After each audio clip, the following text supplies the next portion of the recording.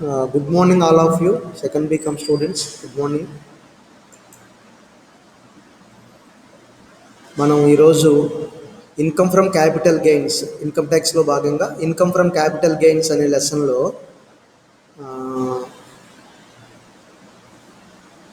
అసలు income capital gains అనేది వచ్చినప్పుడు లేదా మూలధన లాభాలు అనేది వచ్చినప్పుడు దానిని ఏ విధంగా ఆదాయ పన్ను శాఖ వారు మినహాయింపులు చేసుకోమని ఇచ్చారు అనేది ఈరోజు మనం డిస్కస్ చేస్తాము.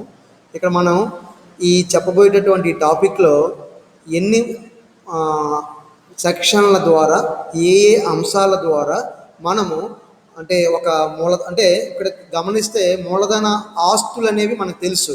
సో మూలధన ఆస్తులు ఏమేమి ఉన్నాయో మీకు తెలిసినప్పుడు ఆయా ఆస్తులను అమ్మినప్పుడు వచ్చినటువంటి ఆ మూలధన లాభాలని మీరు ఆదాయ పన్ను నుంచి మీకు మినహాయింపు కావాలి అనుకుంటే ఆదాయపు పన్ను శాఖ వారు ఏం చేశారంటే ఏ ఆస్తిని మీరు అమ్మడం ద్వారా ఒక మూలధన లాభం వచ్చిందో తిరిగి ఆ మూలధన లాభాన్ని కొన్ని రోజుల పాటు కొన్ని సంవత్సరాల పాటు అలాంటి మరొక మూలధన ఆస్తిని కొనుగోలు చేయడం ద్వారా మీరు పన్ను నుంచి మినహాయించుకోవచ్చు అని చెప్పి ఒక 8 రకాల సెక్షన్లు ఇక్కడ ఇవ్వడం జరిగింది.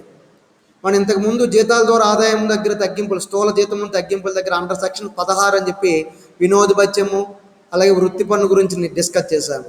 ఆ తర్వాత గృహాస్తి ద్వారా ఆదాయం దగ్గర అక్కడ కూడా ఏం చేసి నికర వార్షిక విలువ దగ్గర కూడా అండర్ సెక్షన్ 24 అనే పేరుతో మనం అక్కడ తగ్గింపులు పొందాము. ఆ విధంగానే ఇక్కడ కూడా ఒక మూలధన లాభం కనుక ఏదైనా ఒక ఆస్తిని అమ్మటం వల్ల మనకు వస్తే ఆ మూలధన లాభం నుంచి మనం తగ్గింపు కింద అండర్ సెక్షన్ 54 అనేటటువంటి దాంట్లో అనేక సబ్ సెక్షన్లు ఉన్నాయి. 54 ఇలా ఇలా అన్ని సబ్ సెక్షన్లు మనం ఇక్కడ చెక్ చేసుకోవడానికి అవకాశం ఉంటుంది అంటే దాని ద్వారా. అంతేగాని అన్ని సెక్షన్లు ఒకేసారి వస్తాయని కాదనమాట. ఏ రకమైన ఆస్తిని అమ్మటం వలన ఏ రకమైన మూలధన లాభం వచ్చిందో వారు ఆ రకమైనటువంటి ఒక సెక్షన్లోకి వెళ్ళి అక్కడ పొదుపు చేయడం ద్వారా తిరిగి మనం ఒక మినహాయింపు పొందడానికి అవకాశం ఉంటుందన్నమాట. అది ఈ యొక్క సెక్షన్లు అంటే. అంతేగాని ఇక్కడ సెక్షన్ దాదాపుగా 8 రకాల సెక్షన్లు ఉన్నాయి. ఈ 8 రకాల సెక్షన్లలో కూడా 8 రకాల ఆస్తులను అమ్మటం వలన వేరువేరు స్వభావంతో అమ్మడం వలన ఇక్కడ మనకి ఆ రకమైనటువంటి మినహాయింపులు అయితే వస్తాయి. సో నేను ఫైల్ షేర్ చేస్తాను, ఒకసారి చెక్ చేసుకోండి. సో ఒక పెన్ను బుక్ పెట్టుకొని ఎక్కడ డౌట్ ఉన్నప్పుడు నోట్ చేసుకోండి. ఈ ఫైల్ షేర్ చేస్తాను. ఈ ఫైల్ పూర్తిగా కంప్లీట్ కాదు ఈ పూటకి, కానీ ఈ ఫైల్ అయితే షేర్ చేస్తాను. రేపు క్లాస్ లేదు కాబట్టి రాసేయండి. మళ్ళీ అగైన్ నేను కంటిన్యూషన్ మనం నెక్స్ట్ క్లాస్లో చెప్పేటప్పుడు మీకు ఒక అవగాహన వస్తుంది అనమాట, ఇది నోట్ చేసుకొని ఉండటం వలన. ఓకేనా?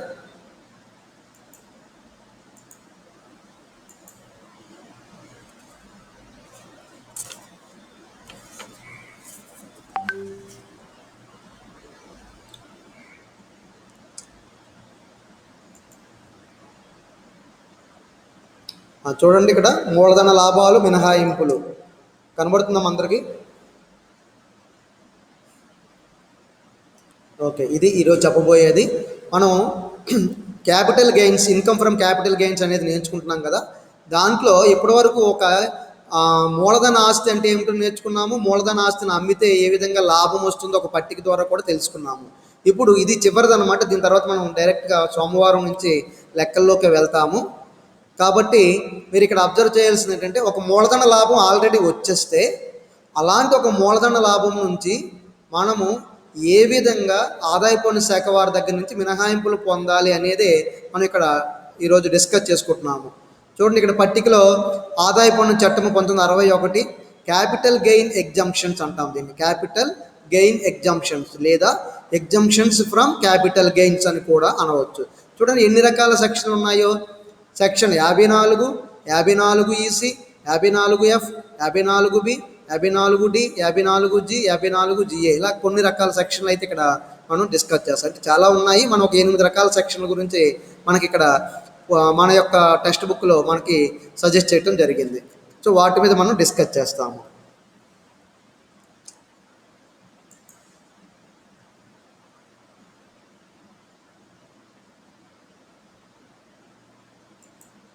ఓకే, చూడండి.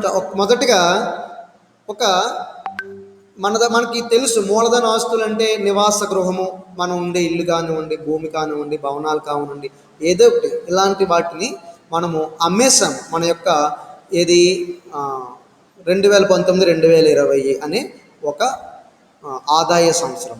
దానిని మనము అంటే ప్రీవియస్ ఇయర్, గత సంవత్సరం అని కూడా అనుకుంటాం. మనం ఎందుకు ఎప్పుడైనా ఒక లెక్కలు ఎప్పుడు చేయాల్సి వస్తుంది? ఏదైనా మనకి ఇవ్వబడిన గత సంవత్సరంలో ఆ ఆస్తులను అమ్మేరని అనుకున్నప్పుడు అప్పుడు చేస్తాం అనమాట. ఇక్కడ కూడా అనేక రోజులుగా తన దగ్గర అట్టి పెట్టుకున్నటువంటి ఒక ఇంటిని కానీ, ఆస్తిని కానీ ఒక అసెస్సి ఆ గత సంవత్సరంలో, ఆ ఆదాయ సంవత్సరంలో, ఆ ఆర్థిక సంవత్సరంలో అమ్మేశాడు. అలా అమ్మడం అంటే బదిలీ చేశాడు ఇంకొకరికి ఆ హక్కుని. దానివల్ల అతనికి అలాంటి మూలధన ఆస్తులు అమ్మడం వల్ల అలాంటి ఒక మూలధన లాభం వస్తుంది.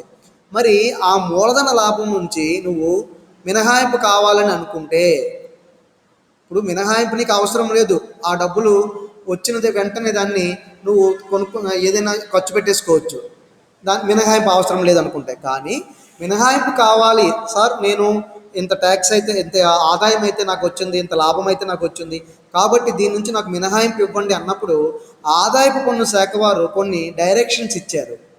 అవే ఇప్పుడు మనం నేర్చుకుంటున్నాం.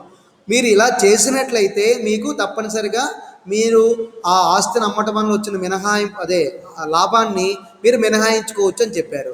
మరి ఇప్పుడు నేను ఇక్కడ 8 రకాలుగా ఉండేటటువంటి ఒక ఆస్తి బదిలీ గురించి చెప్తాను. 8 రకాలుగా ఉంటాయి ఆస్తి బదిలీలు. అలా ఆస్తి బదిలీలు అయినప్పుడు దాని ద్వారా మీకు కొంత లాభం వస్తుంది చూసారా? ఆ లాభాన్ని మీరు ఎక్కడ దాస్తే, ఎక్కడ తిరిగి పెట్టుబడి పెడితే మీకు మినహాయింపు నేను ఇస్తానో ఆదాయ పన్ను చట్టం వారు చెప్పడం జరిగింది. అదే ఈరోజు మనం డిస్కస్ చేస్తున్నాం అనమాట. సో చూడండి, మనకి నివాస గృహం అనేది తెలుసు. ఒక వ్యక్తి తన నివాసం ఉంటున్నటువంటి ఇంటినే ఆ సంవత్సరంలో అమ్మేశాడు, అతనికి ఒక లాభం వచ్చింది అనుకుందాం. దాన్ని నివాస గృహం ద్వారా వచ్చినటువంటి నివాస గృహము బదిలీ వల్ల వచ్చే మూలధన లాభాలు అంటారు. ఈ డబ్బులు నీ చేతిలో ఉన్నాయి. ఇప్పుడు ఆదాయ పన్ను శాఖ వారిని అడిగావు, సార్ నాకు ఇలా నివాస గృహం బదిలీ చేయడం వల్ల నాకు ఒక మూలధన లాభం వచ్చిందండి, దీనికి తగ్గించుకోవడానికి ఏదైనా మార్గం ఉందా, నాకేం మినహాయింపు ఇవ్వాలంటే నేను ఏం చేయాలని మీరు అడుగుతారు. అప్పుడు ఆదాయ పన్ను శాఖ ఈ విధంగా చెప్పింది. ఇదిగో 1వ పాయింట్లో చెప్పింది అది, సెక్షన్ 54లో. మీరు సెక్షన్ 54 క్రింద ఒక నివాస గృహాన్ని బదిలీ చేస్తే మీకు మూలధన లాభం వచ్చిందనుకోండి, ఈ విధంగా చెయ్యండి, మీకు మినహాయింపు ఇస్తాను అని చెప్పింది. అలా మనం 8 రకాల పాయింట్లు ఇప్పుడు చెప్పుకోబోతున్నాం అనమాట. ఒకసారి చదువుతాను చూడండి. 8 రకాల పాయింట్లు ఏంటంటే, మొదట నివాస గృహాన్ని బదిలీ చేస్తే వచ్చే మూలధన లాభాలని మనం ఏ ప్రదేశాల్లో దాస్తే, ఎక్కడెక్కడ పెట్టుబడి పెడితే తిరిగి ఆ డబ్బులు నువ్వు తినేయకుండా తిరిగి ఎక్కడో దగ్గర సంవత్సరాలు కొంత మళ్ళీ పెట్టుబడి పెట్టాలన్నమాట, పెడితే నీకు మినహాయింపు ఇస్తానన్నది. దానినే సెక్షన్ 54 అని ఆదాయ పన్ను చట్టం చెప్పింది. సెక్షన్ 54 అనే దాంట్లో ఏ ఆస్తి గురించి చెప్పింది? ఒక నివాస గృహం గురించి చెప్పింది. ఒక ఇల్లు, తన ఎవరైనా నివాసించే గృహం అసెస్సి బదిలీ చేస్తే దాని ద్వారా అతనికి లాభం వస్తే అది ఇక్కడ చెప్పింది అనమాట. దాని గురించి ఇక్కడ నేర్చుకుంటాం. 2వ పాయింట్లో ఏం చెప్పబడిందంటే, నీకు ఒక వ్యవసాయ భూమి ఉన్నదనుకో, వ్యవసాయ భూమి, ఆ వ్యవసాయ భూమి కూడా ఎక్కడ ఉంటుంది? పట్టణ ప్రాంతంలో ఉంటే అది కూడా పట్టణ ప్రాంతం అంటే ఏది? 8 కిలోమీటర్ల లోపల, పట్టణానికి 8 కిలోమీటర్ల లోపల ఏదైనా ఒక వ్యవసాయ భూమి ఉన్నదనుకోండి, అట్లాంటి ఒక వ్యవసాయ భూమిని నువ్వు అమ్మేవనుకో, అది 2వ పాయింట్లో చెప్తాను. అట్లాంటి ఒక వ్యవసాయ భూమిని నువ్వు అమ్మేవనుకో, దాని ద్వారా నీకు ఏదైనా ఒక మూలధన లాభం వచ్చిందనుకుందాం. అప్పుడు నువ్వు ఆదాయ పన్ను కోరుకుంటే, ఆదాయ పన్ను మినహాయింపు కావాలని కోరుకుంటే, దాని గురించి ఆదాయ పన్ను సెక్షన్ 54(b)లో ఉంది. అప్పుడు వ్యవసాయ భూమిని అమ్మడం వల్ల నీకు ఒక మూలధన లాభం వస్తుంది కనుక తిరిగి నువ్వు అలాంటి వ్యవసాయ భూముల్లోనా లేదా ఎక్కడ పెట్టుబడి పెడితే నేను నీకు తగ్గిస్తాను ఆదాయ పన్ను చట్టం చెప్తుంది అనమాట. అది 2వ పాయింట్. ఓకేనా? నెక్స్ట్ 3వ పాయింట్లో దేని గురించి డిస్కస్ చేస్తామంటే, ఒక పారిశ్రామిక సంస్థ ఉంది. చూడండి, ఒక పరిశ్రమ, ఒక దగ్గర ఎక్కడో పెద్ద పరిశ్రమ ఉంది, ఒక 30-40 ఎకరాల్లో ఉంది అనుకున్నాం ఒక పరిశ్రమ. దానికి సంబంధించి లోపల సంస్థలు ఉన్నాయి, దాన్ని పారిశ్రామిక సంస్థ అంటాము. ఈ పారిశ్రామిక సంస్థ భూముల్ని అలాగే దానికి చెందిన భవనాల్ని ఒక్కోసారి భారత ప్రభుత్వం ఏం చేస్తుంది? స్వాధీనం చేసుకుంటుంది. భారత ప్రభుత్వం స్వాధీనం చేసుకుంటుంది. వాటికి ఆ ప్లేస్ కావాలి. ఆ ప్లేస్ కావడం వలన ఆ యొక్క భూమిని కానీ, ఆ పరిశ్రమ లేదా ఆ సంస్థ యొక్క భవనాన్ని కానీ ఎవరు? ప్రభుత్వం వారు నిర్బంధంగా స్వాధీనం చేసుకున్నారనుకోండి. నిర్బంధంగా స్వాధీనం చేసుకుంటే అప్పుడు మనకి అక్కడ ఉన్న ఆస్తులు ఉంటాయి కదా. ఎప్పుడైతే ఈ వారు స్వాధీనం చేసుకున్నారో వారైనా కొంత అమౌంట్ ఇస్తారు నష్టపరిహారం కింద, లేదా అక్కడ ఉండిపోయినటువంటి మన ఆస్తులను కూడా మనం ఎవరికైనా అమ్మేస్తాము. అలా అమ్మేసినప్పుడు మనకి కొంత మూలధన లాభం వచ్చింది అనుకుందాం. అలా వచ్చిన మూలధన లాభాన్ని మనం సెక్షన్ 54F అనే దాని కింద 54D అనే దాని క్రింద మనం తగ్గింపు తీసుకుంటాం అనమాట. దాని గురించి 3వ పాయింట్లో చెప్తాను. అలాగే 4వ పాయింట్లో దేని గురించి డిస్కస్ చేస్తామంటే, ఇప్పుడు నేను చెప్పాను కొన్ని బాండ్లు ఉంటాయి, కొన్ని మ్యూచువల్ ఫండ్స్, కొన్ని బాండ్స్, అలాంటి వాటిలో అలా ఆదాయ పన్ను మనకి శాఖ వారు నిర్దేశించినటువంటి కొన్ని బాండ్లలో మనం పెట్టుబడిగా పెట్టాము. అలా పెట్టుబడిగా పెట్టిన దాన్ని మనం ఈ 2019, 2020 అమ్మేము అనుకుందాము. అలా అమ్మితే నీకు కొంత మూలధనం వస్తుంది కదా, అదే మూలధన లాభం వస్తుంది కదా. దానిని తిరిగి ఎక్కడ పెడితే నీకు మినహాయింపు ఇస్తామో, ఎక్కడ దాచుకుంటే మినహాయింపు ఇస్తామో, ఎలాంటి వస్తువులు, ఎలాంటి ఆస్తులు మళ్ళీ కొంటే నీకు మినహాయింపు ఇస్తామో, ఈ ఆదాయ పన్ను చట్టము సెక్షన్ 54C, 54EC, దాని 54EC అనే దాంట్లో 4వ పాయింట్లో డిస్కస్ చేస్తాము. తర్వాత 5వ ఆస్తి ఏంటి తెలుసా? మనం చూడండి, 1వ దాంట్లో నివాస గృహం అమ్ముకుంటే లాభం వస్తుందని చెప్పాను.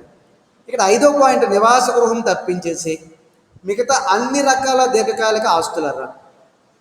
అంటే ఇక్కడ ఏంటి, నివాస గృహాస్తి కాకుండా ఇంకా మిగిలిన ఇతర దీర్ఘకాలిక మూలధన ఆస్తులు ఏమేమి ఉంటాయి? ఆస్తులు కాకపోతే, ఇదే నివాస గృహం కాకపోతే బంగారం ఉంటుంది, మోటార్ వాహనాలు ఉంటాయి, పడవలు ఉంటాయి, ఇంకా చాలా ఉంటాయి కదా. భవనం కాకపోతే భూములు ఉండొచ్చు. ఇలా ఇతర దీర్ఘకాలిక మూలధన ఆస్తులు అమ్మారనుకోండి, అప్పుడు మీకు కొంత మూలధన లాభం వచ్చి ఉంటే దాన్ని ఆదాయ పన్ను శాఖ వారు ఎక్కడ దాచుకుంటే మీకు మినహాయింపు ఇస్తానో చెప్పారు. ఏ సెక్షన్లో చెప్పారంటే దాన్ని సెక్షన్ 54F అనే దాంట్లో చెప్పారు. అది ఇక్కడ గమనించండి, ఒకే ఆస్తి ఇన్ని రకాల సెక్షన్ల ద్వారా మనం తగ్గించుకోలేము. వేరువేరు ఆస్తులను వేరువేరు సెక్షన్ల ద్వారా, ఆ వేరువేరు ఆస్తులు అమ్మడం వల్ల నీకు వచ్చినటువంటి మూలధన లాభాన్ని వేరువేరు సెక్షన్ ద్వారా మాత్రం తగ్గించుకోవచ్చు. మనం లెక్కలో అన్ని సెక్షన్లు ఉండవు ఒకేసారి తగ్గింపు, లేదు ఒక సెక్షన్ వస్తుంది.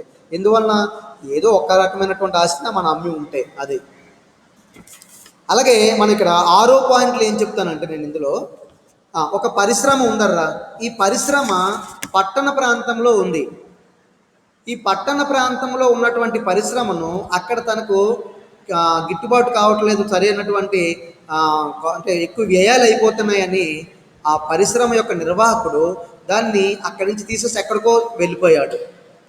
అలా ఒక పరిశ్రమను ఒక దగ్గర నుంచి ఇంకో దగ్గరికి తరలించేటప్పుడు ఏమవుతుందంటే, అతడంటే వెళ్ళిపోగలడు, కొన్ని ఆస్తులు అయితే పట్టుకెళ్ళగలడు, కానీ కొన్ని భవనాలు, భూములు అక్కడే ఉండిపోతాయి కదా. అటువంటి యంత్రాలు కొన్నిటిని, అలాంటి వాటిని అతను ఏం చేస్తాడు, తన పరిశ్రమను ఇంకో దగ్గరికి మార్చేటప్పుడు అతను ఏం చేస్తాడంటే, అక్కడ ఉన్నటువంటి కొన్ని ఆస్తులను అక్కడ ఉన్న వాళ్ళకి ఎవరికి అమ్మేసి వెళ్ళిపోతాడు. అలా ఆస్తులు అమ్మేసి వెళ్ళిపోయేటప్పుడు అతను కొంత మూలధన లాభాలు వస్తాయి. అలా మూలధన లాభాలు వచ్చినప్పుడు ఇన్కమ్ ట్యాక్స్ డిపార్ట్మెంట్ అన్నారు, మీరు ఒకవేళ పరిశ్రమను ఇంకో దగ్గరికి మార్చటం వలన ఆ పరిశ్రమలో ఉండే ఆస్తులను మీరు ఎవరికైనా అమ్మేసి ఉంటే, తద్వారా మీకు ఒక మూలధన లాభం కానీ వచ్చి ఉంటే, దాని నుండి మీకు పన్ను నుంచి మినహాయింపు పొందాలంటే మీరు పలానా చోట దయండి, పలానా వస్తువులు కొనండి అని, పలానా ఆస్తులు కొనండి అని చెప్పడం జరిగింది. దాన్ని అండర్ సెక్షన్ 51G అంటారు. Sorry 54G, 54G. ఇక్కడ చూడండి 54G ఉంది, అది అక్కడ చెప్పుకుంటాం ఈ యొక్క 6వ పాయింట్. తరువాత 7వ పాయింట్లో ఏం చెప్తానంటే, పరిశ్రమ ఇప్పుడు ఇందాక పరిశ్రమను పట్టణ ప్రాంతం నుంచి ఇంకా ఇష్టం వచ్చినటువంటి ఏదో గ్రామానికి మార్చేసుకున్నాడు అనుకుందాం, ఇంకో దగ్గరికి, ఇంకో పట్టణం కావచ్చు, ఇంకో పల్లెటూరు కావచ్చు, అది 54Gలో చెప్పాను. ఇప్పుడు అలాంటిదే ఇంకో పరిశ్రమ ఏంటంటే పట్టణ ప్రాంతంలోనే ఉంది, అక్కడ నుంచి ఎక్కడికి మార్చిందంటే అది SEZ. మీ అందరికీ తెలుసు SEZ అంటే మనం ఎకనామిక్స్లో నేర్చుకుంటాము, స్పెషల్ ఎకనామిక్ జోన్ అంటారు, ప్రత్యేక ఆర్థిక మండలి అంటాము. ఇవి చూడండి, మీకు ఒక ఉదాహరణ చెప్తే మీకు అర్థమవుతుంది. ఇప్పుడు అనకాపల్లి చుట్టుపక్కల మీరు అందరూ ఉంటే, అనకాపల్లికి దగ్గరలో కుడిమడికి దగ్గర ఒక SEZ ఉంది, దాన్ని బ్రాండిక్స్ అంటున్నారు మీ అందరూ. బ్రాండిక్స్ అంటే అక్కడ చాలా రకాల పరిశ్రమలు ఉంటాయి ఆ లోపల, ఆ సంస్థలో, అది ఒక SEZ. అలాగే దువ్వాడలో కూడా మనకు ఒక SEZ ఉంది, స్పెషల్ ఎకనామిక్ జోన్ అని చెప్పే పేరుతోటి. అక్కడ కూడా కొన్ని రకాల పరిశ్రమలు ఉంటాయి. అలా ఒక ఎక్కువ పరిశ్రమలన్నీ ఒకే ప్రదేశంలో ఉండటానికి వీలుగా ఒక దగ్గర ఒక స్పెషల్ ఎకనామిక్ జోన్ ఏర్పాటు చేస్తారు. అలాంటి దగ్గరికి ఈ పరిశ్రమను ఏం చేస్తాడు, ఒక వ్యక్తి ఈ పట్టణం నుంచి ఆ స్పెషల్ ఎకనామిక్ జోన్కి ఒక్కోసారి తరలించేస్తాడు. అలా తరలించినప్పుడు ఈ 7వ పాయింట్లో అతను ఏం చేస్తాడంటే కొన్ని కొన్ని కొన్ని రకాల ఆస్తుల్ని పట్టణం దగ్గర ఉండిపోతాయి, అతను కదపడానికి అవ్వదు, అది అమ్మేసుకుంటాడు. అతను కొంత దీర్ఘకాలిక మూలధన లాభాలు వస్తాయి. వాటిని ఎక్కడ దాచుకుంటే తగ్గింపు వస్తుంది, ఏ ఏ ఆస్తులు తిరిగి కొంటే తగ్గింపులు వస్తాయి అన్నది 54GA చివరిలో చూడండి, అక్కడ ఉంది 54GA అనే ప్లేస్లో చెప్తాం అనమాట. అంటే ఒక్కొక్క ఆస్తి గురించి లెక్కలో ఉంటుంది, అన్ని ఆస్తులు ఒకే లెక్కలో ఉండవు, గుర్తుపెట్టుకోండి. తరువాత 8వ పాయింట్లో ఏం చెప్తామంటే చిట్ట చివరిది అదే. మొట్టమొదటి నివాస గృహాన్ని అమ్మేశాడు అతడు. అమ్మేసి అతడు ప్రభుత్వం చెప్పినటువంటి ప్లేస్లోను అండర్ సెక్షన్ 54లో అతను దాచుకుంటే అక్కడ మినహాయింపు. ఇలాగే ఇక్కడ కూడా 8వ పాయింట్ ఏంటంటే ఇక్కడ కూడా నివాస గృహాన్ని కానీ లేదా అతనికి ఉన్నటువంటి భూమిని కానీ ఇంకొక వ్యక్తికి అమ్మేశాడు, బదిలీ చేశాడు. ఆ వచ్చిన డబ్బును తీసుకొచ్చి ఎక్కడైతే అర్హత ఉందో అలాంటి అర్హత గల కంపెనీల్లోనే తిరిగి పెట్టుబడి పెట్టాడు, వాటాలు కొన్నాడు అనమాట. అలా కొన్నప్పుడు అండర్ సెక్షన్ 54GB అంటారు. ఇక్కడ లేదు అది, ఈ పైన ఇక్కడ అయినప్పటికీ మనం దాని గురించి నేర్చుకుంటాం. 54GB అంటాం అది. సో ఇవి 8 రకాల ఆస్తులను 8 రకాలుగా ఒక వ్యక్తికి ఆ మూలధన ఆస్తుల లాభాలు రావడానికి అవకాశం ఉంది. కాబట్టి అలా మనకి ఏదైనా ఒక లెక్కలో 8 ఒకే లెక్కలోకి వచ్చేవి, ఒక్కోటే 2 రావడానికి అవకాశం ఉంది, ఒకటే ఉంటుంది మ్యాక్సిమం. అలా వచ్చినప్పుడు దానికి ఆ రకమైనటువంటి మనం మినహాయింపులు ఏ విధంగా ఇస్తామో ఈరోజు డిస్కస్ చేస్తాము. సో 1 by 1 చెప్పుకుంటూ వెళ్దాము. సో ఫస్ట్ ఆఫ్ ఆల్ నివాస గృహము బదిలీ వలన వచ్చిన మూలధనం ఒక్కసారి 1వ పాయింట్ చూడండి. దీన్ని నేను షేర్ చేశాక అందరూ జాగ్రత్తగా రాయండి. ఇది రాసేటప్పుడు ఏ రకమైనటువంటి నేను చాలా జాగ్రత్తగా ఇక్కడ ఏది తప్పు లేకుండా అన్నీ రాసుకుంటూ వచ్చాను, సంవత్సరాలు అన్నీ కూడాను, తేదీలు కూడా అలాగే మీరు రాసుకుని వేరే మార్పు ఏమి లేకుండా చూసుకోండి. 1 నివాస గృహము బదిలీ వల్ల వచ్చిన మూలధన లాభాన్ని మనం మినహాయింపు పొందాలంటే ఏం చెయ్యాలి అంటే ఇది విషయాన్ని అండర్ సెక్షన్ 54లో మనకు ఆదాయ పన్ను శాఖ వారు చెప్పటం జరిగింది.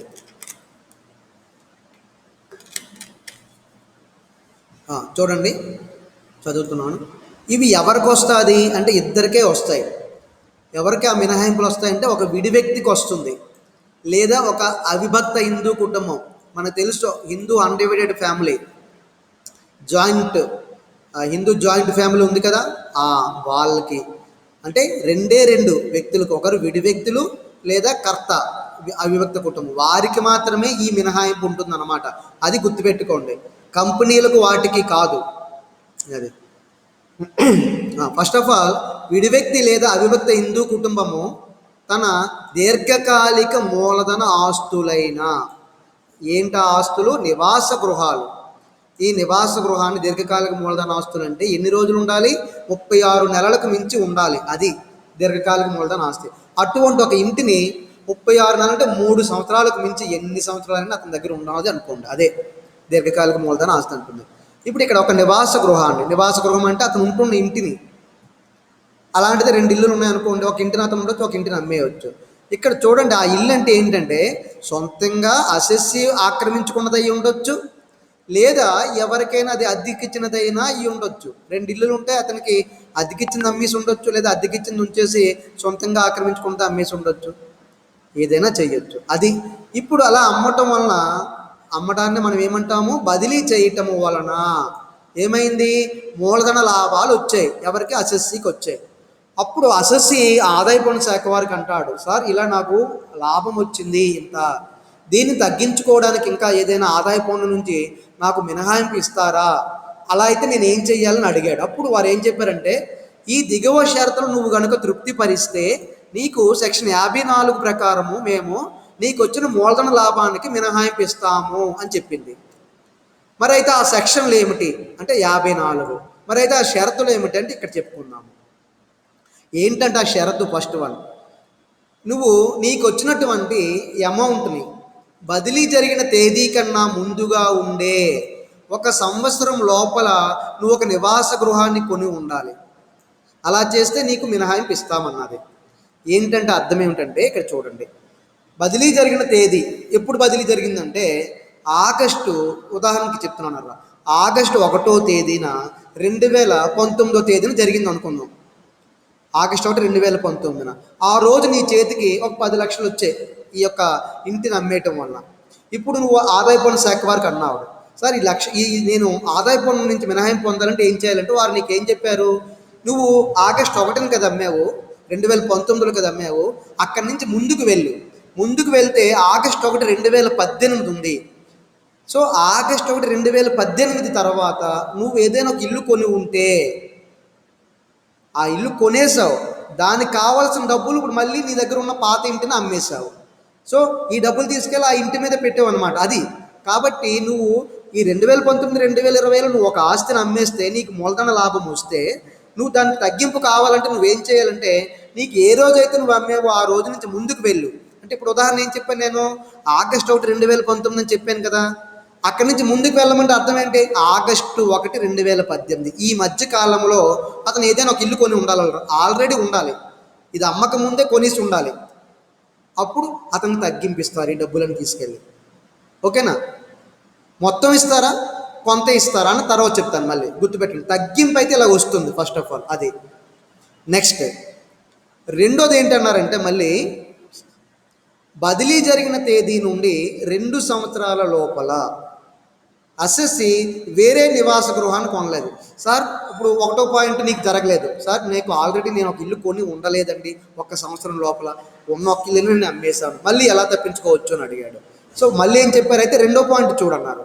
ఇప్పుడు నువ్వు ఈ ఆగస్టు 1, 2019లో నీకు మూలధన లాభం వచ్చింది కదా ఒక ఇంటిని అమ్మితే, నువ్వు ఇక్కడి నుంచి 2 సంవత్సరాల తర్వాత, ముందు కాదు 2 సంవత్సరాలు అంటే ఆగస్టు 1, 2020, ఆగస్టు 1, 2021 వరకు ఈ 2 సంవత్సరాల లోపల నువ్వు ఏదైనా ఇంకొక ఇంటిని కొను.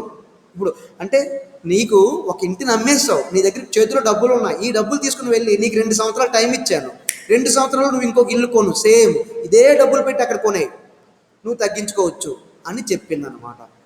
లేదు, నెక్స్ట్ అది కూడా అతను చేయలేకపోతాడు. అప్పుడు ఇంకొక అవకాశం ఏమిచ్చిందంటే, బదిలీ జరిగిన తేదీ నుండి 3 సంవత్సరాల లోపు, అంటే 2022 ఆగస్టు 1 లోపల. చూడండి, 2019 ఆగస్టు 1లో నువ్వు అమ్మితే నీ చేతిలో డబ్బులు వచ్చాయి. 2020, 2021, 2022 3 సంవత్సరాలు అంటే 2022 ఆగస్టు 1 లోపల నువ్వేం చేయాలి? 3 సంవత్సరాల లోపల ఏదైనా ఒక ఇంటిని కట్టుకోవాలి, ఈ డబ్బులు తీసుకొని వెళ్ళి వేరే నివాస గృహాన్ని నిర్మించుకోవాలి. ఇందాక 2 సంవత్సరాల లోపల కొనుక్కోవాలి నువ్వు ఇంటిని. లేదు నేను కొనుక్కోను సార్, నేను కట్టించుకుంటాను ఈ డబ్బులతో అంటే, నీకు 3 సంవత్సరాలు టైం ఇచ్చాను, 3 సంవత్సరాల లోపల ఆ ఇంటిని కట్టుకో. అప్పుడు నీకు ఈ వచ్చిన డబ్బులు, ఏది 2019 ఆగస్టు 1 ఉదాహరణ చెప్పాను కదా, ఆ డబ్బులు వచ్చాయి అమ్మితే, ఆ డబ్బులు నీకు తగ్గింపు వస్తుంది అనమాట. అది ఓకేనా? ఈ పాయింట్ అర్థమై ఉంటుంది. 3 పాయింట్లు ఏం చెప్పాను? ఒకటి, నువ్వు అమ్మిన రోజుకి ముందు 1 సంవత్సరం లోపలైనా నువ్వు ఒక ఇంటిని ఆల్రెడీ కొనేసి ఉంటే నీకు తగ్గింపిస్తాను. లేదు అది నీకు జరగలేదన్నావు. రెండోది ఏంటి, 2 సంవత్సరాలు టైం ఇస్తాను, ఈ డబ్బులు పట్టుకెళ్ళి ఏదైనా ఒక కొత్త ఇంటిని కొనుక్కో అని అన్నాను. అది నువ్వు చేయలేకపోతే, సార్ నేను కొత్త ఇల్లు కొనుక్కోను, కొత్తగా ఇల్లు కట్టుకుంటాను ఈ డబ్బులతో అంటే, అయితే నీకు 3 సంవత్సరాలు టైం ఇస్తాడు. సో 3 సంవత్సరాల లోపలైనా నువ్వు ఈ డబ్బులు తీసుకుని వెళ్ళి కొత్త ఇల్లు కట్టుకోవాలి, నిర్మించుకోవాలి. అదే హైలైట్ చేశాను చూసారా? అప్పుడు కూడా నీకు తగ్గింపు వస్తుంది. ఓకే, ఈ 3 పాయింట్లు గుర్తొచ్చాయి కదా? అప్పుడు ఈ విధంగా అసెస్సీలు ఆ గృహం మీద వచ్చిన మూలధన లాభాన్ని పూర్తిగా నూతన గృహ నిర్మాణం చేయడానికి కానీ, నూతనంగా ఒక ఇంటిని కొనుగోలు చేయడానికి కానీ వినియోగిస్తేనే అప్పుడు పూర్తిగా నీకు ఏదైతే నువ్వు ఆగస్టు 1, 2019 ఒక ఇంటిని అమ్మేస్తే నీకు మూలధన లాభం వచ్చిందో దానికి నీకు తగ్గింపు వస్తుంది. ఓకేనా? ఇది క్లియర్. ఓకే, మీకు ఇప్పుడు ఇది అర్థమై ఉంటుంది అనుకుంటున్నాను. ఇప్పుడు మరొక స్టెప్ వెళ్దాం ముందుకి. అలా కాలేదు, నువ్వు నేనేం చెప్పాను, ఆ వచ్చిన డబ్బులు 10 లక్షలు, 10 లక్షలు పెట్టేసి ఇల్లు కట్టేయాలి, 10 లక్షలు పెట్టి ఇల్లు కొనేయాలి, లేదా 10 లక్షలు పెట్టి ఆల్రెడీ ముందే ఇల్లు కొనుక్కొని ఉండాలి. అలా జరగలేదు. నువ్వు అందులో ఒక 8 లక్షలు మాత్రమే నువ్వు ఉపయోగించి నువ్వు ఇల్లు కట్టుకున్నావు లేదా ఇల్లు కొనుక్కున్నావు. అప్పుడు ఏం చేస్తారు? నువ్వు 2 లక్షలు ఇంకా నీ జేబులో ఉండిపోయాయి కదా. కాబట్టి నువ్వు ఎన్ని లక్షలు పెట్టుకున్నావో, ఎన్ని లక్షలు పెట్టి కట్టుకున్నావో ఆ డబ్బులు మాత్రమే తగ్గిస్తారు. ఎందులో? అండర్ సెక్షన్ 54లో. అది ఓకే. Is it clear? అందరికి అర్థమై ఉంటుంది అనుకుంటాను. ఓకే, నెక్స్ట్ రెండో పాయింట్కి వెళ్దాము. నెక్స్ట్ పాయింట్కి. సరే, ఇప్పుడు ఈ కొత్తగా ఒక ఇంటిని నువ్వు కొనుక్కున్నావు, లేదు నిర్మాణం పూర్తి చేశావు. ఇప్పుడు 3 సంవత్సరాలు నీకు టైం ఇచ్చాడు. ఎప్పటి వరకు? 2022 ఆగస్టు 1 లోపల నువ్వు కట్టుకున్నావు అనుకున్నావు. ఓకే, లేదా ఆగస్టు 1 2021 లోపల నువ్వు కొనేసుకున్నావు అనుకున్నావు. ఈ టైం లోపల నువ్వు వాళ్ళకి చెప్పావు, సార్ నేను 2 సంవత్సరాలు ఇల్లు కొనేసుకున్నాను, లేదు 3 సంవత్సరాలు ఇల్లు కట్టేసుకున్నాను, మొత్తం 10 లక్షలు వచ్చే 10 లక్షలు దాన్ని పెట్టేశాను. ఓకే, వెరీ గుడ్, నీకు మినహాయింపు ఇస్తాను అన్నది. ఇప్పుడు మళ్ళీ ఒక క్లాజ్ ఏం పెట్టిందంటే, సరే నువ్వు 3 సంవత్సరాల టైంలో కంప్లీట్ చేసుకున్నావు కదా, దాని నిర్మాణం పూర్తయిపోయింది కదా, ఏ రోజైతే నువ్వు నిర్మాణం పూర్తయిపోయిందని హౌస్ వార్మింగ్ చేసావో, ఇంట్లో దిగావో, ఆ రోజు నుంచి నువ్వు మళ్ళీ ఈ ఆస్తిని ఎవరికైనా అమ్మేసావంటే నీకు మళ్ళీ నీకు ట్యాక్స్ వేసేస్తానని చెప్పింది. అంటే ఎన్ని సంవత్సరాలు? 3 సంవత్సరాల లోపల నువ్వు ఆ ఇల్లు కొనేక కానీ, ఇల్లు కట్టుకున్నాక కానీ, ఇంటిలో దిగిన తరువాత నువ్వు అది ఎవరికి కూడా 3 సంవత్సరాల వరకు అమ్మకూడదు తిరిగి. ఎన్ని రోజులు? 3 సంవత్సరాలు. ఓకేనా? 36. నీకు ఆల్రెడీ 36 నెలలు టైం ఇచ్చాను, ఇల్లు కట్టేసుకున్నావు. ఇంకో 36 నెలలు టైం ఇచ్చాను, 3 సంవత్సరాలు. ఆ 3 సంవత్సరాలు కూడా నీ పేరు మీదే ఉండాలి ఇల్లు అని మళ్ళీ ఒక షరతు పెట్టింది. Okay, is it clear? Right, next. ఒకవేళ కనుక నువ్వు ఆ బదిలీ చేసి ఇలా చేయలేదు, లాభం వచ్చిందని ఎవడో అడిగాడని చెప్పి ఆ కట్టుకున్న ఇల్లుని, ఆ కొన్న ఇల్లుని 3 సంవత్సరాలు పూర్తి కాకుండానే నువ్వేం చేసావు? ఇంకొకటికి ఇచ్చేసావు, మళ్ళీ ఇంకొకటికి బదిలీ చేసావు. వెంటనే ఇన్కమ్ ట్యాక్స్ డిపార్ట్మెంట్ గమనిస్తుంది. నీకు నేను 3 years ఇచ్చాను కదా టైము, అప్పటి వరకు ఎందుకు ఆగలేదు, ఎందుకు అప్పుడే అమ్మేశావు?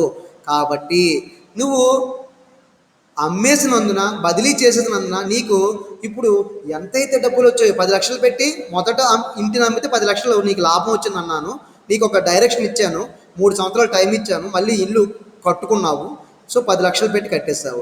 దీన్ని ఇప్పుడు 20 లక్షలకు అమ్మేశావు. గమనించండి, ఇప్పుడు 20 లక్షల లాభం వచ్చింది అనుకున్నాం, అంటే మరొక 10 లక్షల లాభం వచ్చింది అనుకున్నాం. ఇప్పుడు ఈ బదిలీ వల్ల, అంటే రెండోసారి అమ్మేయడం వల్ల నీకు వచ్చిన మూలధన లాభంతో పాటు ఇన్కమ్ ట్యాక్స్ డిపార్ట్మెంట్ వారు ఏం చేస్తారు చూడండి, 3 సంవత్సరాలు నిండకుండా నువ్వు అమ్మేసినందుకు అంతకుముందు కూడా నీకు ఒక లాభం వచ్చింది కదా 10 లక్షలు.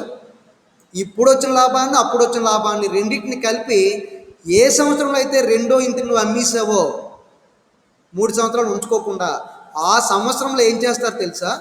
ఆ మినహాయించిన లాభాలు ఆ సంవత్సరంలోనే ఈ నూతన గృహస్థను కూడా నువ్వు అమ్మేసావు కాబట్టి మొత్తం పాత, అంటే ఫస్ట్ టైం అమ్మేసిన ఇంటి మీద వచ్చిన 10 లక్షలకి, రెండోసారి ఆ 10 లక్షలు పెట్టి కట్టిన ఇంటి మీద మళ్ళీ వచ్చిన 10 లక్షలకి 20 లక్షలు ట్యాక్స్ కట్టమని, ఏ సంవత్సరం అయితే రెండో ఇంటిని నువ్వు అమ్మేసావో అప్పుడు నీకు ఫైన్ వేస్తారు. సో ఇది మనం జాగ్రత్తగా గమనించవలసి ఉంటుందన్నమాట. ఓకేనా? సో ఈ విధంగా నువ్వు ఒక ఇంటిని అమ్మేటప్పుడు ఇవన్నీ దృష్టిలో పెట్టుకొని ఇంటిని అమ్మడం ద్వారా వచ్చిన లాభాన్ని ట్యాక్స్ కట్టేస్తే ఇవన్నీ చేయాల్సిన అవసరమే లేదు. బాబు ఇవన్నీ పట్టింది నేను పడలేను, ఆ 10 లక్షలు ట్యాక్స్ కట్టేస్తానంటే అసలు ఈ ప్రాబ్లమే లేదు. కానీ ట్యాక్స్ మినహాయింపు కావాలని అడిగినప్పుడు ఇన్ని రకాల షరతులు ఆదాయపు పన్ను శాఖ వారు పెట్టడం జరిగిందనమాట. ఇవన్నీ పాటించాలి, నువ్వు పాటిస్తేనే నీకు అవకాశం ఉంటుంది. ఓకేనా? నెక్స్ట్, సార్ మరి మీరు అన్న టైంలోనే అన్ని పనులు అయిపోవు కదా, నాకు ఇంకేదైనా అవకాశం ఇస్తారా అంటే, ఈ మీన్ వైల్ ఏం చెప్పిందంటే, ఇప్పుడు 2 సంవత్సరాల టైం మీరు ఇచ్చారు కదా, 2 సంవత్సరాల టైంలో ఏదైనా ఇల్లుని వెతుక్కోవాలి కదా సార్ నేను అలా కొనుక్కునే లోపల. లేదు 3 సంవత్సరాల టైం ఇచ్చారు అనుకున్నాను ఇంటిని కట్టుకోవడానికి. సార్ మరి ఇంటిని కట్టుకునే వరకు నేను ఆ డబ్బుని ఎక్కడ దాచుకోవాలి అనేది మీకు వాళ్ళని అడిగితే అతను ఏం చెప్పారంటే, ఆదాయ పన్ను శాఖ ఇక్కడ డిపాజిట్ పథకము అనేది ఒక పెట్టారు. డిపాజిట్ పథకము. ఓకేనా? అంటే దీన్ని తీసుకొని వెళ్ళి ఈ 10 లక్షల్ని నువ్వు ఎక్కడో దగ్గర ఈ మీన్ వైల్ దగ్గర డిపాజిట్ చెయ్యాలి. గమనించండి దీన్ని, ఇది ప్రతి సైడ్ హెడ్డింగ్లోని డిపాజిట్ పథకం ఉంటుంది. అంటే ఏ ఆస్తిని అమ్మడం వలన నీకు మూలధన లాభం వచ్చిందో తిరిగి అటువంటి ఆస్తిని నువ్వు కొనడం ద్వారా, లేదా అటువంటి ఆ డబ్బులు తీసుకెళ్ళి ఒక డిపాజిట్ చేయడం ద్వారా దగ్గర అది కూడా ఆదాయ పన్ను శాఖ వారు చెప్పిన దగ్గరే. అప్పుడు నీకు కొంత టైం అయితే మిగులుతుంది. ఇక్కడ గమనించండి, ఏంటి డిపాజిట్ పథకము అంటే, అసెస్సి ఆదాయపు పన్ను రిటర్న్ సమర్పించే తేదీ లోపల, అసెస్ ఆదాయపు పన్ను రిటర్న్ సమర్పించే తేదీ లోపల. నేను ఇప్పుడు ఒక విషయం చెప్తాను మీకు. నేను ఇందాక ఏం చెప్పానంటే ఆగస్టు 1, 2019 అని ఒక అంకె చెప్పాను, ఒక తేదీ చెప్పాను. ఆ తేదీన ఒక ఆస్తిని అమ్మేశాడు అనుకున్నాం కదా, 10 లక్షలు వచ్చింది అనుకున్నాం కదా. సో వారికి మనం ఒక టైం ఇచ్చాం కదా, 2 సంవత్సరాల లోపల నువ్వు ఇల్లు కొనుక్కో, 3 సంవత్సరాల లోపల అయితే ఇల్లు కట్టుకో అని ఒక అవకాశం ఇచ్చాం కదా. ఇప్పుడు ఈ డబ్బులు ఎక్కడ పెట్టాలి ఈ లోపల అంటే, అప్పుడు ఏం చెప్పింది, సరే అంతవరకు ఈ డబ్బుల్ని నువ్వు ఇష్టానుసారం ఇంట్లో పెట్టుకొని తిరిగితే పనికిరాదు. ఎక్కడ దాయమన్నది తిరిగి అంటే, నువ్వు రిటర్న్ సమర్పించే తేదీ లోపల. ఇప్పుడు ఈ 2019, 2020కి రిటర్న్ ఎప్పుడు సమర్పిస్తాడు? మార్చి 31, 2020లో సబ్మిట్ చేస్తాడు. మార్చి 31, 2020కి కదా మనకి గత సంవత్సరం పూర్తవుతుంది. కాబట్టి ఆ మార్చి 31, 2020వ తేదీన ఈ లోపల అతను ఏం చేయాలి, ఈ ఆగస్టులో అమ్మితే వచ్చినటువంటి డబ్బుల్ని మార్చి 31, 2020 లోపల ఈ ఇన్కమ్ ట్యాక్స్ వాళ్ళు చెప్పినటువంటి ఆ ప్లేసుల్లోకి వెళ్ళి అక్కడ దాచుకోవాలి. డబ్బుల్ని ఇంటి దగ్గర పెట్టుకోవడానికి వీల్లేదు ఈ డబ్బులు. దాన్ని డిపాజిట్ పథకం అంటారు. అదే ఎక్కడ, అసెస్సి ఆదాయపు పన్ను రిటర్న్ సంప్రమించే తేదీ లోపల. ఏ సంవత్సరంలో అమ్మాడు? 2019 ఆగస్టు 1 అనుకున్నాము. దాని యొక్క రిటర్న్ సమర్పించే తేదీ ఎప్పుడు? మార్చి 31, 2020. అప్పుడు ఆ తేదీ లోపలే ఈ మొత్తాన్ని ఈ పైన చెప్పిన పద్ధతుల్లో అతను ఇంకా ఉపయోగించుకోలేకపోతే, పైన చెప్పిన పద్ధతులు 3 పద్ధతులు చెప్పాను కదా. ఏంటి?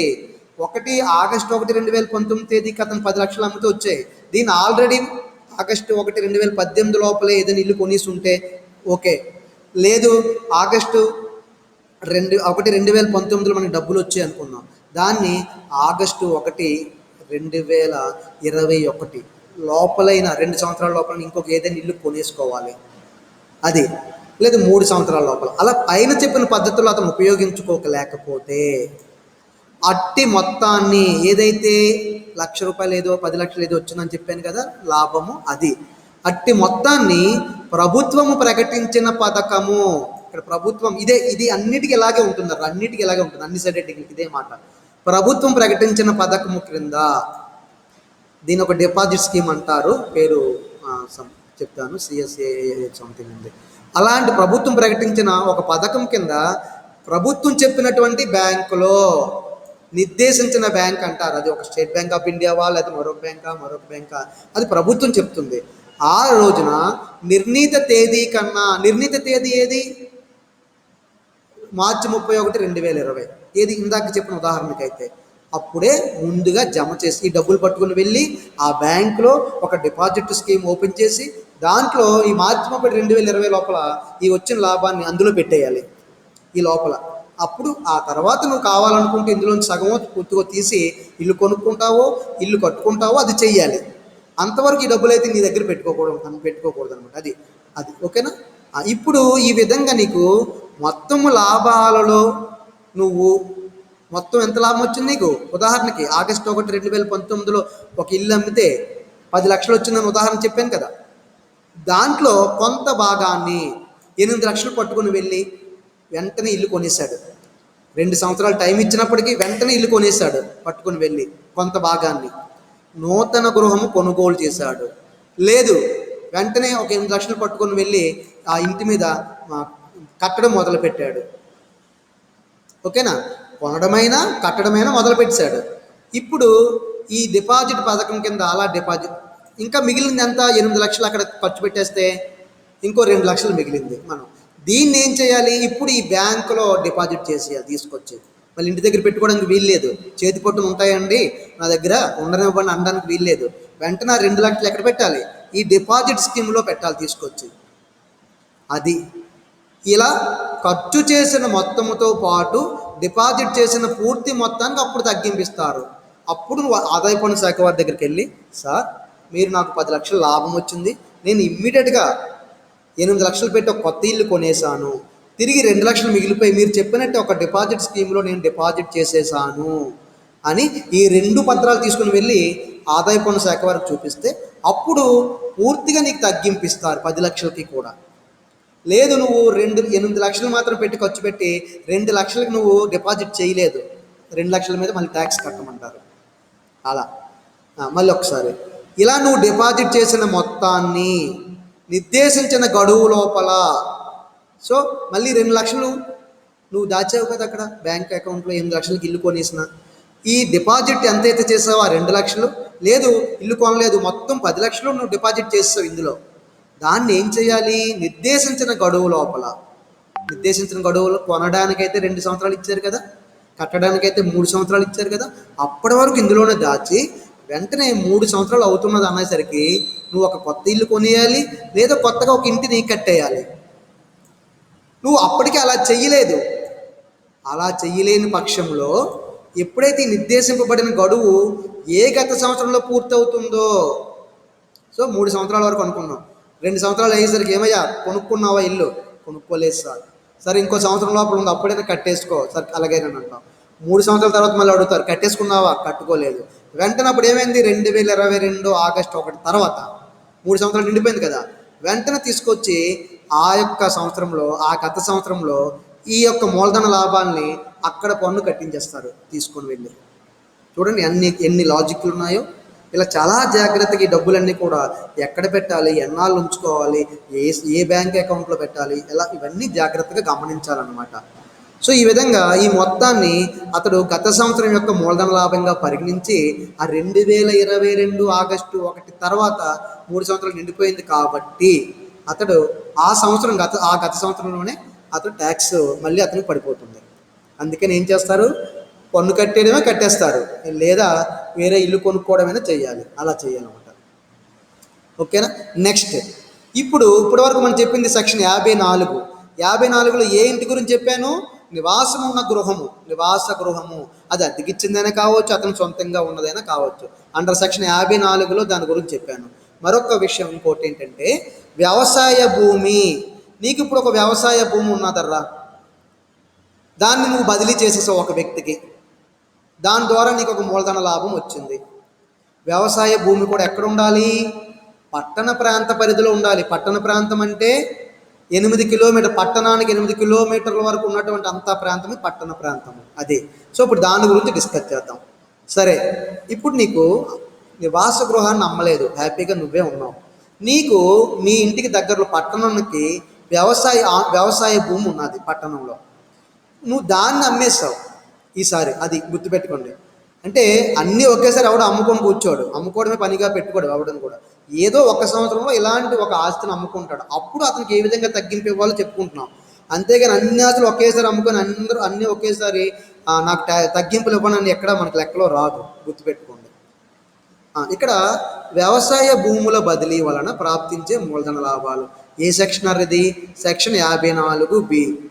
ఓకే, నెక్స్ట్ సెక్షన్ 54Bలో ఇప్పుడు ఏంటంటే నీకు ఇల్లు అమ్మలేదు, నువ్వు పట్టణ ప్రాంత పరిధిలో ఉన్న ఒక వ్యవసాయ భూమిని అమ్మేవు నువ్వు. అది కూడా ఎక్కడ? పట్టణానికి 8 కిలోమీటర్ సరౌండింగ్స్లో ఉండాలి. 8 కిలోమీటర్ దాటితే అది వ్యవసాయము పల్లెటూరులో ఉన్నట్లు. గ్రామీణ వ్యవసాయ భూమి అంటారు దాన్ని. పట్టణానికి 8 కిలోమీటర్ల లోపల ఉంటే అది పట్టణ వ్యవసాయ భూమి అంటారు. నీకు ఉంది, నువ్వు అలాంటిది అమ్మావు. ఆ విధంగా నువ్వు బదిలీ చేయటం వల్ల నీకు ఒక మూలధన లాభం వచ్చింది. ఇప్పుడు దీన్ని ఎక్కడ దాయాలని మళ్ళీ ఇన్కమ్ ట్యాక్స్ డిపార్ట్మెంట్ వాళ్ళని అడిగావు. సార్, నేను ఒక వ్యవసాయ భూమి పట్టణ ప్రాంతంలో నాకు ఉంటే దీన్ని నేను బదిలీ చేశాను ఒక వ్యక్తికి, దాని ద్వారా నాకు ఇంత మూలధన లాభం వచ్చింది, దీన్ని ఎక్కడ నేను తిరిగి పెట్టుబడి పెడితే నాకు తగ్గింపు వస్తుంది అనేది మనం అడుగుతాం. సో ఇప్పుడు ఇక్కడ పట్టణ ప్రాంత పరిధిలో ఉన్న వ్యవసాయ భూమిని మనం బదిలీ చేయటం వలన అసెస్కి ప్రాప్తించే మూలధన లాభానికి తిరిగి ఏం చెప్పింది? అయ్యా ఓకే, క్రింది షరతులకు లోబడి నీకు మినహాయింపిస్తాను, ఆ షరతులు ఏమిటో గమనించు అని చెప్పింది. సో ఇప్పుడు మళ్ళీ ఇందాక చెప్పిన ఉదాహరణ అనుకున్నాం. వ్యవసాయ భూమిని ఆగస్టు 1, 2019 అమ్మేమనుకున్నాం. ఇప్పుడు ఇల్లు కాదు, వ్యవసాయ భూమిని అమ్మాను. మళ్ళీ 10 లక్షలే మనకి లాభం వచ్చింది అనుకున్నాం. గమనించండి, వ్యవసాయ భూమి గ్రామీణ ప్రాంతంలో ఉన్నది కాదు, పట్టణ ప్రాంతంలో ఉండాలి. పట్టణ ప్రాంత పరిధి అంటే పట్టణానికి 8 కిలోమీటర్లు సరౌండింగ్స్లో ఉండేది అది. ఇప్పుడు నీకు మళ్ళీ కొన్ని షరతులు పెట్టింది ఈ భూమిని అడిగితే. అదేంటన్నాదంటే, సరే నువ్వు వ్యవసాయ భూమిని అమ్మావు, నీకు 10 లక్షలు లాభం వచ్చింది. ఆగస్టు 1, 2019లో అమ్మావు. ఇప్పుడు మొదటి షరతు ఏమిటంటే, సరే బదిలీ జరిగిన తేదీకి తక్షణమే ఉండే 2 సంవత్సరాల పాటు ఈ భూమిని అసెస్సి కానీ అసెస్సి యొక్క తల్లిదండ్రులు కానీ ఆ వ్యవసాయ పనులకు ఉపయోగించి ఉండాలి. ఖాళీగా ఉండకూడదు, ఫ్లాట్లు వేసేసి రియల్ ఎస్టేట్ చేసి ఉండకూడదు. గమనించండి, నువ్వు ఆగస్టు 1, 2019 ఇది అమ్మావు, 10 లక్షలు వచ్చిందన్నావు. ఇక్కడికి వెనక్కి 2 సంవత్సరాలు అంటే 2017 ఆగస్టు 1 లోపల 2017 ఆగస్టు 1 లోపల నుంచి నువ్వు అమ్మేసిన ఆగస్టు 1, 2019 2 సంవత్సరాల మధ్యలో ఆ ఇంటిని దున్ని వ్యవసాయం చేస్తూ ఉండాలి. అతను పంట వేసుకుని ఉండాలి. ఎవరు? అసెస్సి కానీ అసెస్సి కాకపోతే వారి తల్లిదండ్రులు కానీ వ్యవసాయ పనులకు ఉపయోగించి ఉండాలి. అలా జరిగిందా? సార్ ఎగ్జాక్ట్గా అలాగే చేశాం సార్, నేనే వ్యవసాయం చేశాను 2 సంవత్సరాల నుంచి, లేదా మా తల్లిదండ్రులు వ్యవసాయం చేస్తారంటే వెరీ గుడ్, అయితే నీకు తగ్గింపిస్తాను అని చెప్తుంది. లేదు, ఇలా చేయలేదు సార్, నేను ఖాళీగా ఉంచేశాను, పట్టణంలో ఎవరు వ్యవసాయం చేస్తారని వదిలేశాను అన్నారు. సరే రెండో పాయింట్కి వెళ్ళి అన్నారు. సరే రెండో పాయింట్ ఏం చెప్తుంది అంటే, ఈ భూమి నుండి వచ్చిన మూలధన లాభాలు నీకు 10 లక్షలు వచ్చాయి కదా, దీనిని వేరే వ్యవసాయ భూమిని కొనుగోలు చేసి మళ్ళీ 10 లక్షలు పట్టుకుని వెళ్ళి వేరే వ్యవసాయ భూమిని కొనుగోలు చేసాయి. వేరే వ్యవసాయ భూమిని కొనుగోలు చేసేస్తే అలా కొనుగోలు చేసినటువంటి అసెస్సి తనకు లాభించిన లేదా లాభం వచ్చినటువంటి మూలధన లాభాల్లో కొంత మాత్రమే వినియోగిస్తే ఆ భాగానికి, అంటే 10 లక్షల లాభం వచ్చింది, పట్టుకుని వెళ్ళి నువ్వు మళ్ళీ 8 లక్షలు పెట్టే ఒక భూమిని కొన్నావు, మళ్ళీ వ్యవసాయ భూమిని, మళ్ళీ 8 లక్షలకే నీకు తగ్గింపిస్తాడు. మళ్ళీ 2 లక్షలకి నువ్వు ట్యాక్స్ కట్టమని అంటారు. కాబట్టి ఎంత భాగం అయితే నువ్వు మళ్ళీ వినియోగించావో ఆ భాగానికి మాత్రమే నువ్వు అనుమతి తీసుకుంటావు. నెక్స్ట్, అలా కాదు, అది కూడా నువ్వు చేయలేదు, కొత్తగా మళ్ళీ నాకు వ్యవసాయ భూమి కొనడం ఇష్టం లేదు సార్ అన్నావు అనుకున్నావు. సరే, అతను వెంటనే నువ్వు ఆ పని చేయలేదు. మళ్ళీ మూడవ షరతు ఏమన్నారంటే, ఇప్పుడు నూతనంగా కొన్న భూమిని కొనుగోలు చేసిన తేదీ నుండి సరే సార్ నేను ఇంక ఇదే ఆప్షన్ నీకు ఇచ్చారు, నువ్వు మళ్ళీ వేరేగా ఇంకొక భూమి కొనాలి. భూమి కొన్నావు, సరే కొనేసాను సార్ నేను భూమిని 10 లక్షలు పెట్టి ఇంకో కొత్త భూమిని అమ్మేశావు. సరే, మళ్ళీ ఇంకొక షరతు ఏం పెట్టింది, మరి ఆ విధంగా నువ్వు కొన్న కొత్త భూమిని కొనుగోలు చేసిన తేదీ నుండి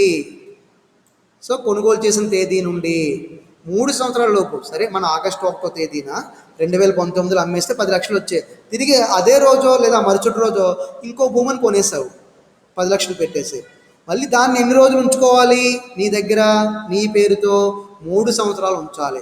అంటే 2019 నుంచి 2021కి 2022కి 2023 వరకు, సారీ 2020 2021 2022 ఆగస్టు 1 వరకు నువ్వు నీ దగ్గరే 3 సంవత్సరాల పాటు దాన్ని ఉంచుకోవాలి. తిరిగి ఎవ్వరికీ బదిలీ చేయకూడదు, ఎవ్వరికీ అమ్మకూడదు. అప్పుడు మాత్రమే నీకు ఆ వచ్చినటువంటి కొత్తగా వచ్చినటువంటి మూలధన లాభాలతో పాటు అది వరకు కూడా నీకు వచ్చినటువంటి, అంటే సరే ఇలా నీకు అప్పుడు ట్యాక్స్ మినహాయింపు ఉంటుంది. లేదు, వారు చెప్పింది నువ్వు వినలేదు, 3 సంవత్సరాలు నిండక ముందే మంచి రేట్ వచ్చిందని చెప్పి మళ్ళీ రెండోసారి కొన్న వ్యవసాయ భూమిని కూడా అమ్మేశావు. వాళ్ళు చెప్పింది నువ్వు వినలేదు కాబట్టి 3 సంవత్సరాల లోపల దాన్ని అమ్మొద్దన్నా నువ్వు అమ్మేశావు కాబట్టి ఆదాయపు పన్ను శాఖ వారు ఏం చేస్తారు, ఇప్పుడు ఈ భూమిని అమ్మడం వల్ల నీకు ఒక 5 లక్షల లాభం వచ్చింది అనుకుంటే, ఆ భూమిని అమ్మడం వల్ల ఇంతకుముందు 10 లక్షల లాభం వస్తే 2 కలిపి 15 లక్షల మూలధన లాభాలను కూడా మొత్తము ఏ సంవత్సరంలో అయితే నువ్వు ఈ భూమిని అమ్మేసావో కొత్త భూమిని, ఆ సంవత్సరం యొక్క ఆదాయం పన్నుకి గురి చేసేస్తారు. ఓకేనా? అందుకే జాగ్రత్తగా 3 సంవత్సరాల పాటు మళ్ళీ ఎవరికి ఇవ్వకుండా ఉంచుకోవాలి. రైట్. ఇప్పుడు డిపాజిట్ పథకము మళ్ళీ ఇక్కడ, సార్ నేను మరి అప్పటి వరకు ఈ డబ్బులు ఎలా పెట్టుకోవాలి, 3 సంవత్సరాలు ఇదే, సో ఈ డబ్బులు ఏ విధంగా అంటే వాళ్ళు ఏం చెప్పారంటే మళ్ళీ డిపాజిట్ పథకం. ఇది చూడండి, ప్రతి సైడ్ హెడ్డింగ్లో డిపాజిట్ పథకం ఉంటుంది, ప్రతిదానికి ఒక్కలాగే ఉంటుంది, కాకపోతే చిన్న చిన్న మార్పులు ఉన్నాయి. ఏ భూమిని కొంటే ఆ భూమిని, ఏ భూమో లేదా ఏ నివాస గృహం వల్ల నీకు డబ్బులు వచ్చాయో తిరిగి అలాంటిది ఏదైనా కొనడం అనే మాట ఇక్కడ ఉంటుంది, అది జాగ్రత్తగా గమనించండి.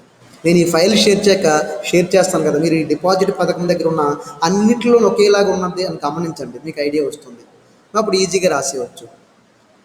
అసెస్సి ఆదాయపు పన్ను రిటర్న్ సమర్పించే తేదీ లోపల, సో 2019 ఆగస్టు 1 అమ్మేశాడు, మనకు 10 లక్షలు వచ్చాయి అనుకున్నాం. మరి రిటర్న్ సమర్పించే తేదీ ఎప్పుడు? ఆ సంవత్సరం చివర మార్చి 31, 2020. ఈ లోపల నువ్వేం చేయాలి? పైన చెప్పినట్టుగా నువ్వు ఏ భూమిని కొనకపోతే ఈ డబ్బులు తీసుకొని వెళ్ళి, ప్రభుత్వం ఆల్రెడీ ఒక పథకం పెట్టింది, ఒక బ్యాంకులో దాచుకోమంది, ఆ పథకంలోకి వెళ్ళి నిర్ణీత తేదీ కన్నా ముందుగా జమ చెయ్యాలి. నిర్ణీత తేదీ అంటే మార్చి 31, 2020 లోపల అలాగొస్తుంది అనమాట. అలా మొత్తం లాభాల్లో కొంత భాగాన్ని నూతన వ్యవసాయ భూమి కొనుగోలు చేసావు. సో 8 లక్షలు పెట్టి కొత్త భూమిని కొన్నావు, 2 లక్షలు నువ్వు కొనలేదు. సో ఈ 2 లక్షలు ఏం చేయాలి? నీ దగ్గర పెట్టుకోకూడదు, పెట్టుకుంటే ట్యాక్స్ కట్టేయాలి. నువ్వు తీసుకొని వెళ్ళి ఒక బ్యాంకులో ఏదైతే మన ప్రభుత్వం వారు పెట్టారో ఒక పథకం, డిపాజిట్ పథకము, ఆ డిపాజిట్ పథకము క్రింద ఒక డిపాజిట్ క్రింద నువ్వు డిపాజిట్ చేస్తే, అలా ఖర్చు చేసిన మొత్తంతో పాటు ఏదైతే 8 లక్షలు పెట్టి ఇల్లు కొన్నావో దాంతోపాటు ఈ 2 లక్షలు డిపాజిట్ చేశావు కాబట్టి రెండింటి కలిపి మొత్తం 10 లక్షలు కూడా నీకు పూర్తి మొత్తానికి తగ్గింపిస్తారన్న. అది ఇదే మాట ఇందాక కూడా చెప్పాను కదా, సేమ్ అలానే ఉంటుంది. ఇప్పుడు నువ్వు ఇలా డిపాజిట్స్ చేసిన మొత్తాన్ని, నీకు ఇచ్చిన టైం ఎంతో కొంత ఇచ్చారు కదా, 3 సంవత్సరాలు లేదు, ఆ గడువు లోపల మళ్ళీ నువ్వు ఈ 2 లక్షలు కానివ్వండి, ఈ 10 లక్షలు కానివ్వండి, ఏది ఒక వ్యవసాయ భూమిని అమ్మడం వలన వచ్చింది కాబట్టి, అప్పటి వరకు నువ్వు అందాక బ్యాంకులో డిపాజిట్ చేసావు కాబట్టి తిరిగి ఆ డబ్బుల్ని నువ్వు మళ్ళీ నూతన వ్యవసాయ భూమే కొనుగోలు చేయాలి. అది దేనిని అమ్మడం వలన నీకు ఆదాయం వచ్చిందో, లాభం వచ్చిందో, దాని యొక్క స్వభావం ఏమిటో, తిరిగి అలాంటి స్వభావం కలిగినటువంటి ఆస్తిని కొనుగోలు చేయాలరా. అది ప్రతిదానికి ఇది మారుతుంది, అస్తమానం గమనించండి, ఇదే మారుతుంది ఇక్కడ ప్రతి డిపాజిట్ పథకంలో కూడా. ఇక నువ్వు అలా చేయలేని పక్షంలో ఏమవుతుంది?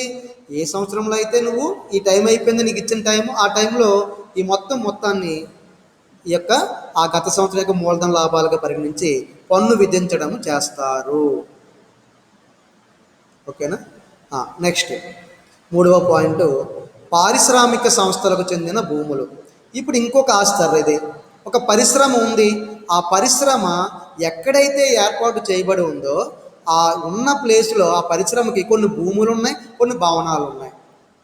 ప్రభుత్వం వారు ఏం చేశారంటే వాటిని నిర్బంధంగా స్వాధీనం చేసుకున్నారు. అక్కడి నుంచి రోడ్డు వెళ్తుందనో ఆ పరిశ్రమలో నుంచే, లేకపోతే అక్కడ ఇంకోటి ఏదైనా తీసుకురావాలనో ఆ పరిశ్రమ యొక్క యజమానితో మాట్లాడి మొత్తం ఆ సంస్థని స్వాధీనం చేసుకున్నారు. ఏమయ్యా, నువ్వు అర్జెంటుగా ఇక్కడ ఉన్నటువంటి ఫ్యాక్టరీ ఖాళీ చేసేసి నువ్వు ఇంకో దగ్గర ఎక్కడికైనా వెళ్ళిపో, ఇక్కడ ఉన్న ఆస్తులు అమ్ముకొని వెళ్ళిపో, నువ్వు అలా వెళ్ళిపోయినందుకు నీకు కొంత మొత్తం ఇస్తాను, లేదా నువ్వు ఇక్కడ ఖాళీ చేసేయాలి. ఇది ఎందుకంటే మన గవర్నమెంట్ వారు నీకు కొన్నాళ్ళు ఇచ్చారు టైం పరిశ్రమకి. ఒక్కోసారి పరిశ్రమకి ఒక 20 ఏళ్ళకి లీజుకి ఇస్తూ ఉంటారు, అలా కూడా అవ్వచ్చు. 20 ఏళ్ళు అయిపోయిన తర్వాత అది ప్రభుత్వం స్వాధీనం చేసుకుని ఉండొచ్చు, ఇలా కూడా అవుతుంది. ఇలా పరిశ్రమకి చెందినటువంటి భూములు కానీ భవనాలు కానీ నిర్బంధంగా స్వాధీనం చేసుకోవటం వలన అప్పుడు ఆ పరిశ్రమ అక్కడి నుంచి ఎక్కడికో వెళ్ళిపోవాలి.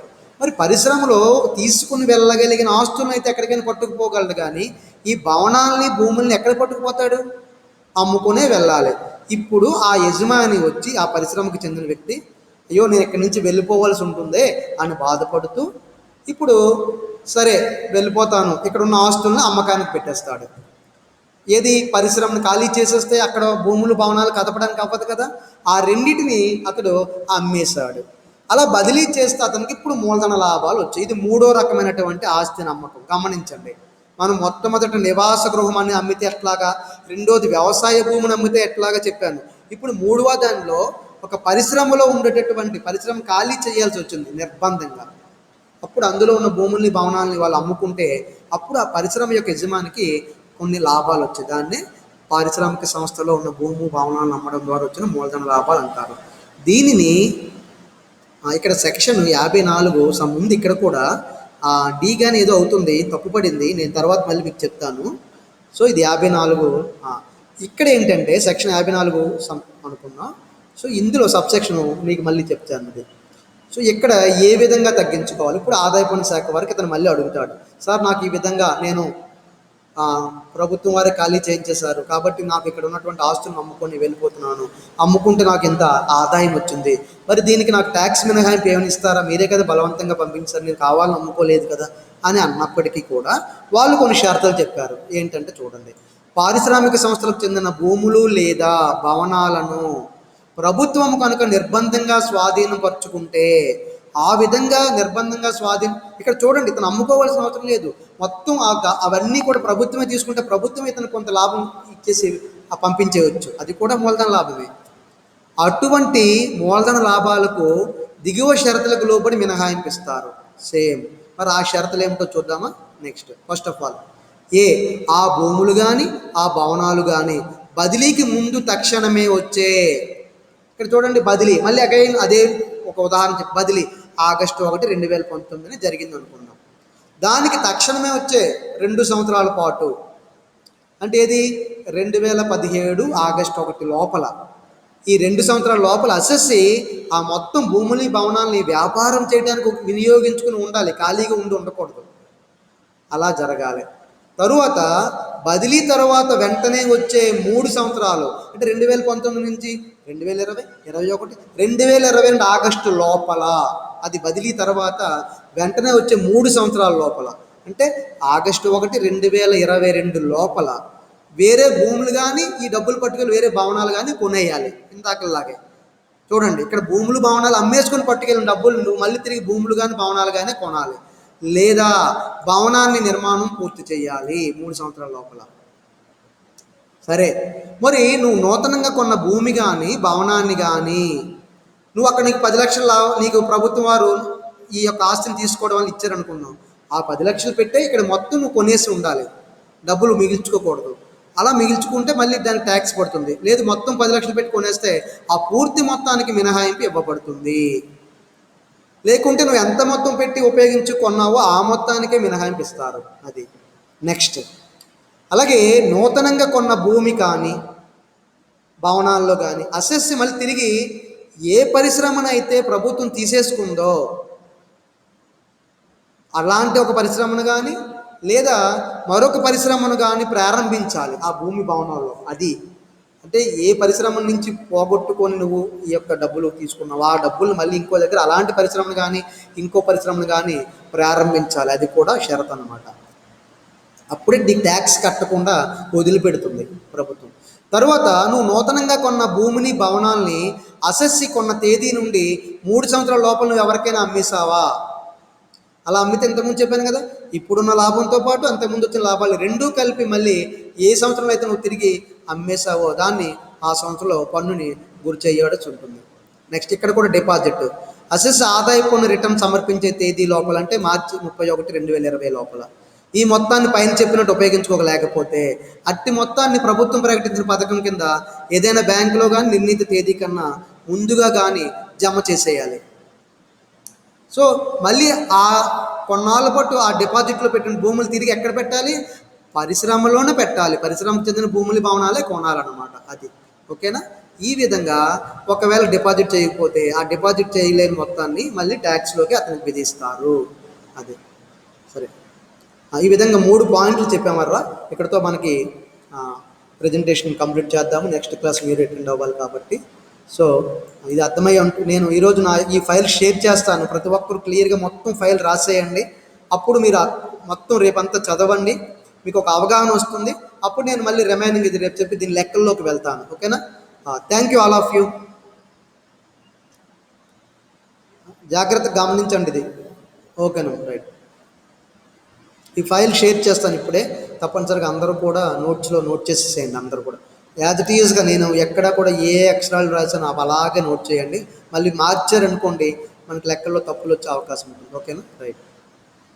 అలాగే పర్సన్స్ ఒకరిద్దరు మళ్ళీ డ్రాప్ అవుతున్నారు. ఒక్కసారి చెప్పండి, లీడర్స్ ఎవరెవరైతే వారు ఒక్కసారి ఫోన్ చేసి నేను ఇప్పుడు ఈ యొక్క అటెండెన్స్ లిస్ట్ పెడతాను, దాన్ని బట్టి ఎవరెవరు ఈ మధ్యకాలంలో రావటం లేదో వాళ్ళందరికీ ఒకసారి ఫోన్ చేసి చేయండి. రైట్. Thank you.